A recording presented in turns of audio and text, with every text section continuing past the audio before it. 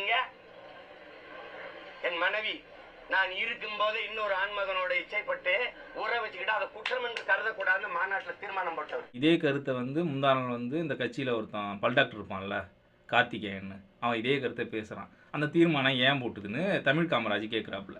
கடைசி வரையும் படிக்கல போலவான், கடைசி வரையும் சொல்ல பார்த்துங்க. அதை உடனே தமிழ் காமராஜ் செருப்பால் அடித்தாப்புல அவரோட கருத்தால். செருப்பால் அடி வாங்கிட்டு தம்பி ஒருத்தன் வெளில வந்திருக்கான். அதே கருத்தை திரும்பியும் மணியரசன் வீடியோவை பார்த்துட்டு இவன் பேசுகிறான். இந்த சங்கி இருக்குல்ல, சீமான் சங்கி, இது பேசுது பொது வெளியில். ஏன் அந்த தீர்மானத்தை போட்டாங்க அது சொல்லணும்ல. ஏன் போட்டாரு? அதாவது ஆண்கள் மட்டும் இன்னொரு பொண்ணோட தொடர்பு இருந்தால், அதாவது அவங்க மனைவி இருக்காங்கல்ல, அவங்க இதை குற்றம்னு கருதி டைவர்ஸ் வாங்க முடியாதான்.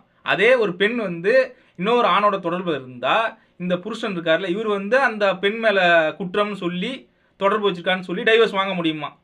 இப்படி ஒரு சட்டத்தை போட்டு வச்சுருக்காங்க அந்த காலகட்டத்தில். இதுக்கு எதிராக பெரியார் இந்த தீர்மானத்தை போடுற. முழுசா சொல்டா, ஏன் அந்த தீர்மானத்தை போட்ட?